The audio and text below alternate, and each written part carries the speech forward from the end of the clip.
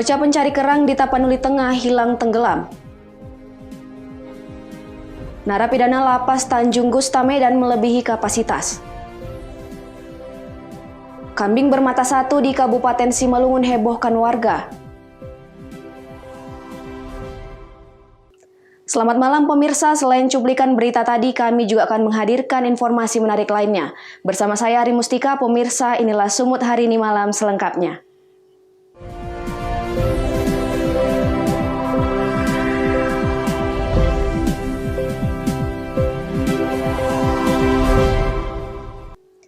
Kita ke informasi pertama pemirsa, seorang bocah pencari kerang laut warga Desa Sibuluan, Kabupaten Tapanuli Tengah dikabarkan hilang tenggelam. Hingga kini tim SAR gabungan dibantu warga masih terus melakukan pencarian di lokasi korban terakhir kali terlihat. Tim SAR gabungan masih terus menyisir perairan tempat terakhir kalinya korban terlihat. Korban yang diketahui bernama Arman tersebut pergi mencari kerang bersama orang tuanya. Namun karena korban lebih dahulu banyak mendapatkan kerang, korban kemudian berniat kembali ke rumah. Namun naas, ketika berenang sambil membawa karung berisikan kerang yang cukup banyak, korban diduga kelelahan dan kemudian tenggelam. Berdasarkan keterangan salah seorang remaja penampang pasir, korban sebelum tenggelam terlihat berenang dengan membawa karung berisikan kerang. Pada saat itu, korban masih sempat meminta tolong, namun selang beberapa menit kemudian sudah tidak terlihat lagi. Dia menyeberangkan, kami bongkar pasir. Tolonglah dia, bangko. Apa mau bilang? Galaknya. Baru bentar kami suruh juga lah pasir tuh. Baru tidak lama timbul lagi dia bilangnya, bangko tolong, bilangnya. Baru dia melakukan sebentar. Baru kejar lah dia, udah hilang pula lah dia. Tak dapat lagi. Sekitar bawa apa dia pas hilang? Bawa lokan dalam goni. Berapa orang dicari lokannya? 2 sama bapaknya. Hingga kini tim SAR gabungan bersama warga masih melakukan pencarian terhadap korban. Bahrudin Simanulang melaporkan untuk Evarina TV. Sementara itu pemirsa, ruas jalan umum di Desa Hilimbosi, Kecamatan Sitoluori, Kabupaten Nias Utara, Sumatera Utara, amblas sejak 2 pekan lalu. Hingga kini belum ada penanganan dari pemerintah setempat. Hingga saat ini aktivitas lalu lintas di ruas jalan umum Desa Hilimbosi, Kecamatan Sitoluori, Kabupaten Nias Utara, Sumatera Utara, terganggu akibat kedalaman amblasnya ruas jalan mencapai 3 meter. Belum ada penanganan sama sekali dari pemerintah daerah Nias Utara, pasca kejadian amblas sejak 2 pekan lalu. Ruas jalan amblas semakin dalam akibat gerakan tanah yang terus bergeser ke arah aliran Sungai Sowu. Ditambah lagi kondisi musim hujan yang tidak beraturan, membuat badan jalan sepanjang 50 meter rusak. Berulang kali kondisi ini disampaikan oleh pengendara, pihak pemerintah desa dan kecamatan kepada pemerintah daerah untuk segera ditangani. Namun hingga kini belum ada respon positif. Pemukiman warga di sekitar ruas jalan dikhawatirkan berpotensi buruk bila setiap hari kendaraan terus melalui ruas jalan ini akan mempengaruhi amblas yang semakin dalam. Warga dan pengendara berharap pemerintah daerah mendatangkan alat berat untuk menimbun kedua sisi ruas jalan sebelum memakan korban jiwa.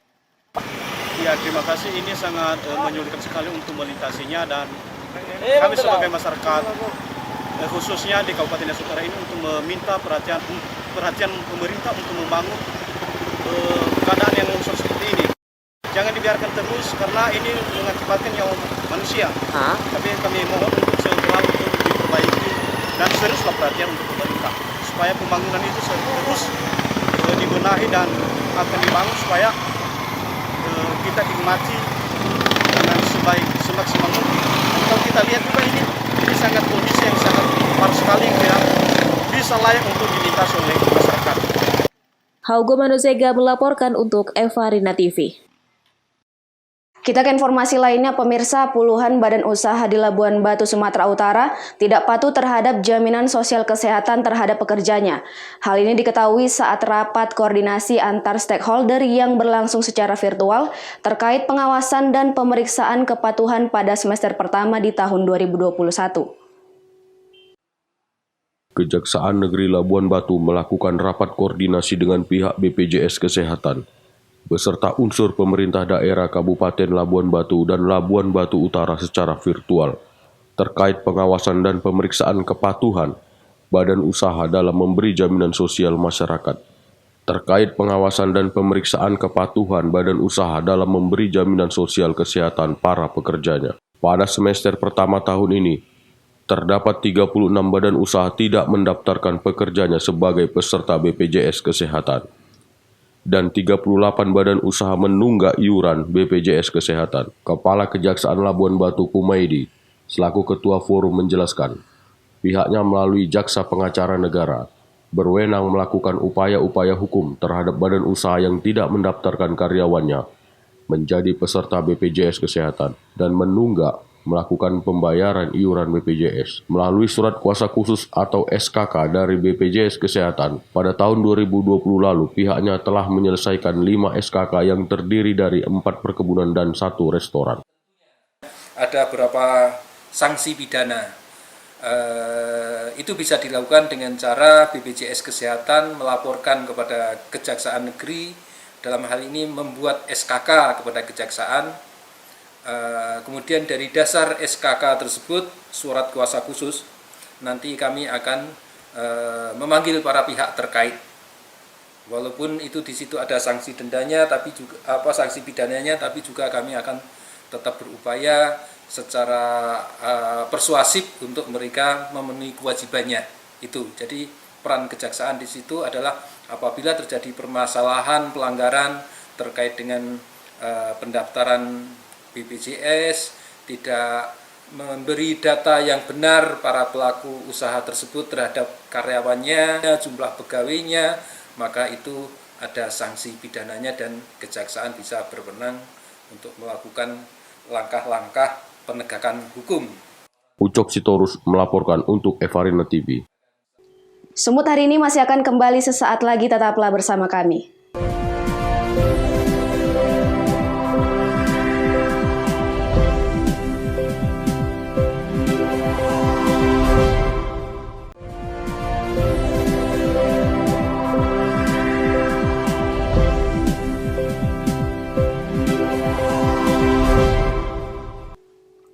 Terima kasih masih bersama kami pemirsa. Narapidana Lembaga Pemasyarakatan kelas 1 Tanjung Gustamedan, Sumatera Utara melebihi kapasitas.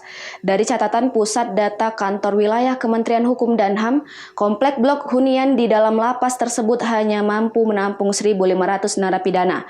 Namun hingga saat ini sudah terisi sebanyak 2.751 narapidana.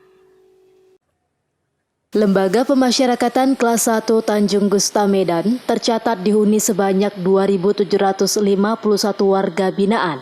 Jumlah ini nyaris mencapai 100% dari daya tampung lapas tersebut yang hanya muat untuk 1.500 narapidana.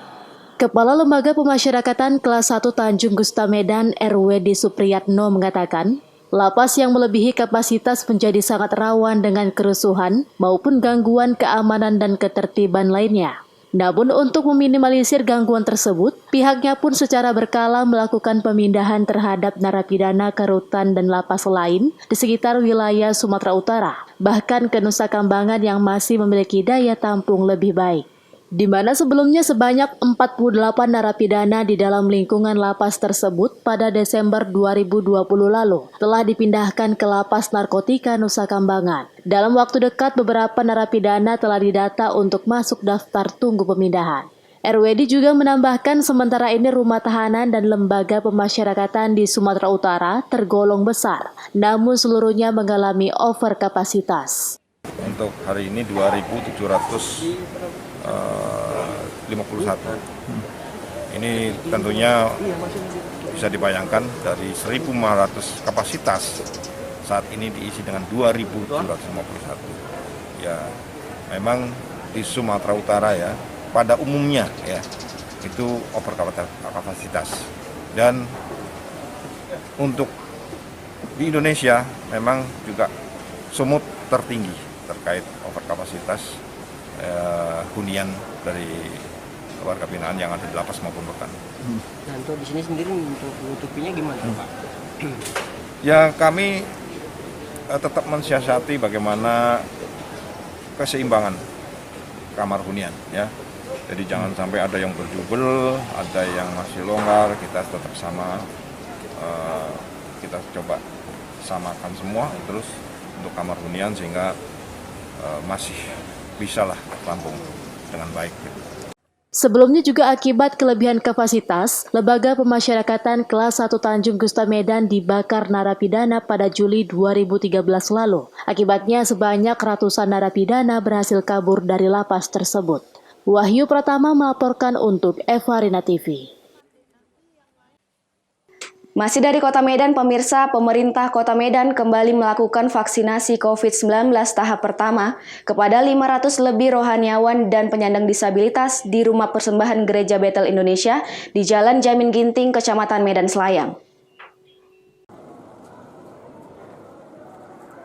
Dengan menerapkan protokol kesehatan, sebanyak 500 lebih rohaniawan dan penyandang disabilitas disuntik vaksinasi COVID-19. Penyuntikan vaksinasi digelar di Rumah Persembahan Gereja Betel Indonesia di Jalan Jamin Ginting, Kecamatan Medan Selayang, dipantau langsung oleh Wali Kota Medan, Bobi Afif Nasution. Sebelum dilakukan vaksinasi, peserta yang sudah mendaftarkan dirinya dilakukan screening dan kemudian disuntik vaksin. Setelah disuntik, warga juga diminta untuk menunggu selama 30 menit untuk dilakukan observasi. Menurut Wali Kota Medan, vaksinasi kepada rohaniawan dan penyandang disabilitas di Kota Medan, ada sebanyak 500 lebih orang yang sudah terdaftar untuk diberikan vaksin.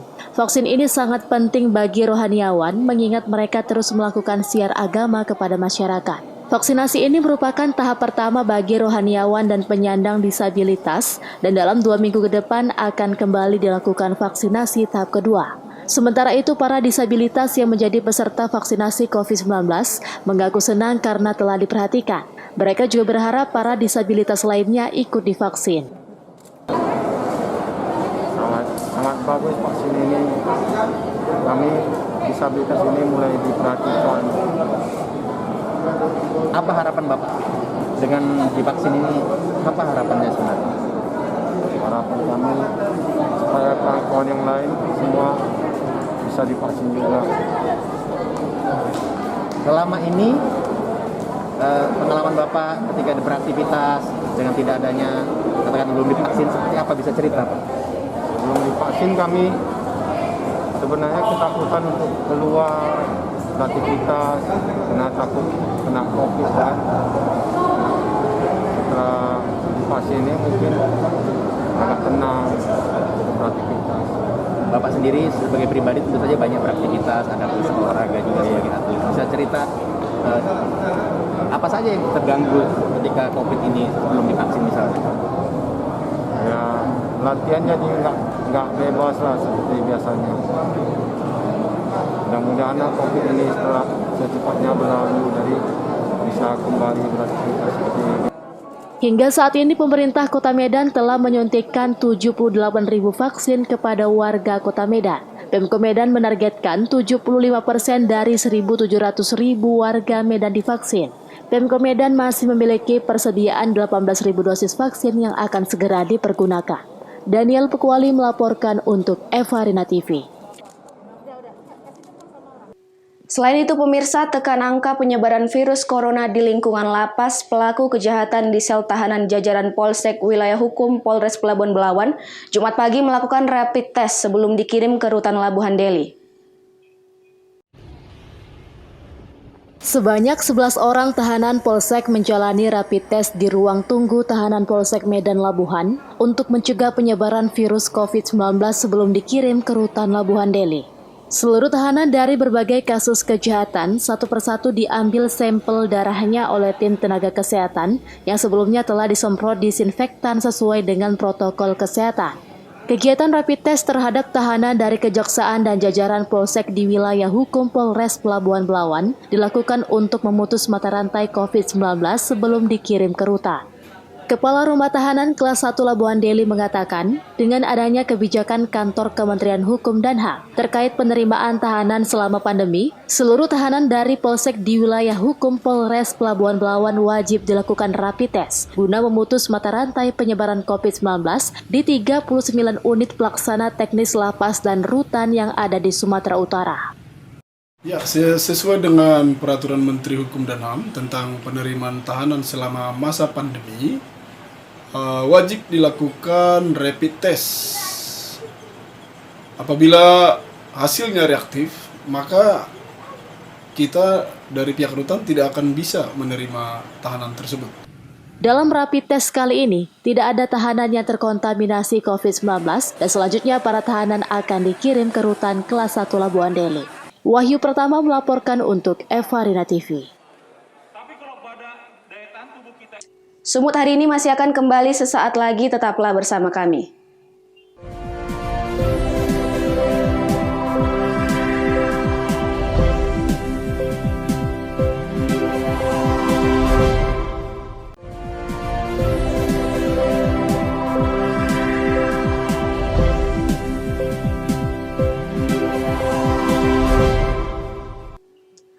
Terima kasih masih bersama kami. Pemirsa, habiskan uang negara hingga miliaran rupiah, pembangunan Stadion Sangnawalu yang kurang perencanaan terkesan mangkrak. Anggota DPRD Kota Pematang Siantar dari Komisi 3 akan mengadakan rapat dengar pendapat dengan dinas terkait. Beginilah kondisi gedung Stadion Sangnawalu yang berada di Jalan KS Tubun, Kelurahan Sukadamai, Kecamatan Siantar Utara, Kota Pematang Siantar, mangkrak dan menghabiskan uang negara hingga miliaran rupiah. Bangunan yang rencananya sebagai stadion sepak bola kebanggaan Kota Pematang Siantar terus mengalami kerusakan walau belum pernah difungsikan pasca pembangunan. Kondisi yang sangat memprihatinkan terlihat di seputaran lokasi. Sejumlah fasilitas stadion tampak rusak dengan beragam puing yang berserakan. Sebagian kaca pecah, plafon runtuh, cat mengelupas, beberapa kusen hilang dari tempatnya dan keramik di dalam kamar mandi berpecahan. Selain itu, kondisi lapangan diselimuti rumput yang semak dengan ketinggian 1 meter. Tidak terlihat sedikit pun aktivitas pembangunan. Anggota DPRD Kota Pematang Siantar dari Komisi 3 Astronot Nainggolan dalam hal ini mengatakan akan melakukan rapat dengar pendapat dengan dinas terkait untuk mempertanyakan pembangunan stadion karena terkesan menghambur-hamburkan uang rakyat. Perencanaan pembangunan yang kurang matang dan amburadul ini seharusnya dipertimbangkan apakah pembangunan ini menjadi salah satu prioritas pemerintah Kota Pematang Siantar. Itu sudah kita lakukan.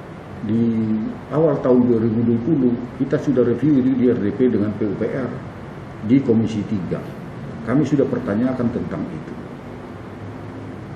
Kebetulan saya yang bertanya langsung tentang itu dan yang mengevaluasi itu. Di dalam RDP itu juga kami minta sebenarnya mana gambar grand design-nya yang sampai sekarang juga tidak pernah diberikan. Saya kira harus dimulai dari situ, niat daripada pemerintah Kota Siantar sendiri.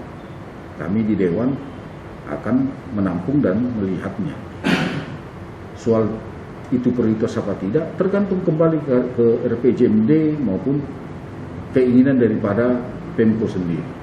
Tapi yang jelas yang kita sesalkan, penelantaran stadion itu sama dengan penghamburan uang rakyat. Langkah ke depannya, Ketua? Nanti di dalam RDP di Komisi 3 kita akan kembali pertajam itu. Ya, kita akan kembali pertanyakan itu. Walaupun saya tahu pasti kendala yang utama adalah soal anggarannya. APBD kita tidak begitu cukup untuk membiayai segala pembangunan yang ada di Siantar ini.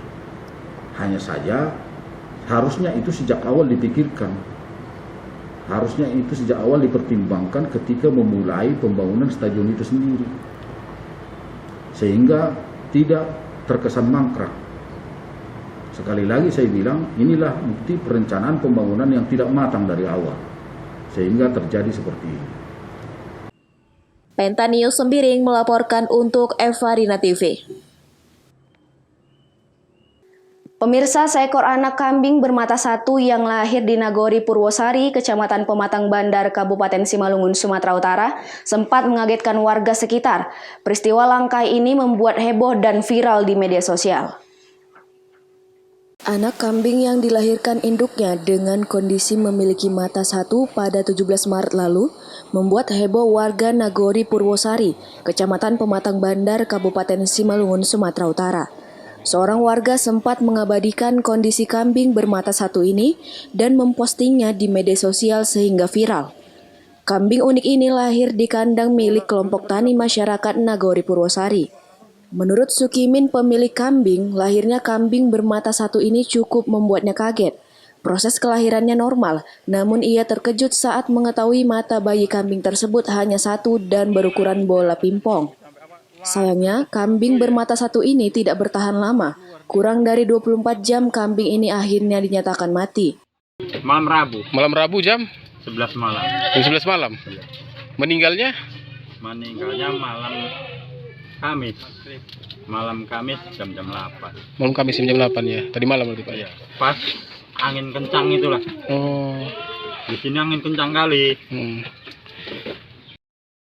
Lahir kambingnya itu ada nggak sih kejadian-kejadian aneh kayak apa gitu? Kejadiannya nggak ada yang aneh. Misalnya kayak alam, fenomena alam atau apa? Waktu meninggalnya Pak, Waktu meninggalnya baru. Kalau hujan itu deras itu Pak. Iya, kalau lahirnya nggak ada. Biasa. Pak, kondisi lahirnya gimana? Sehat. Sehat.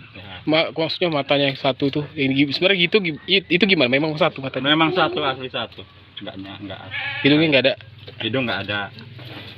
Waktu habis lahir dia, kalau anak kambing biasanya langsung bisa jalan atau kayak gitu? Ini nggak bisa jalan Pak. Nggak bisa jalan. Tapi memang sehat. Lompat sana gitu. Kami tungguin juga itu sampai jam 1 malam. Ngantuk terus tidur. Makan mau Pak? Makan nggak mau, nyusu mau. Oh, nyusu induk? Iya.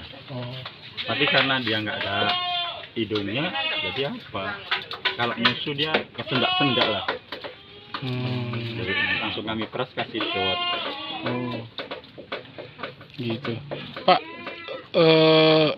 kalau bisa tahu ini kambing Bapak atau kambing kelompok tani atau gimana? Ini kambingku sendiri, kambing Pak. Kamu sendiri? Ya, itu dari kelompok tani. Seberapa ekor kambing Pak? Kambing sini 3. 3. Pak, terus gimana masyarakat sempat melihat ya Pak ya? Iya. Sempat mau ditukar-tukar ya apalah sama orang itu, diiming-imingi lah, tapi memang aku nggak ada niat di situ lah. Kalau saya mau mati ya udah di tempatku, mau saya aja di tempatku. Udah ada komunikasi sama pemerintah Pak? Tahu penghulu Nagori atau? Ada sampai ke kecamatan, katanya ini hari mau datang, tapi udah apa? Belum mati ya? Iya, belum datang. Keburu mati nggak datang lah ya Pak ya? Dosi Simarmata melaporkan untuk Evalina TV. Pemirsa, demikianlah rangkaian informasi dalam Sumut hari ini malam. Saya Ari Mustika mewakili kerabat kerja yang bertugas pamit undur diri. Terima kasih atas kebersamaan Anda dan sampai jumpa.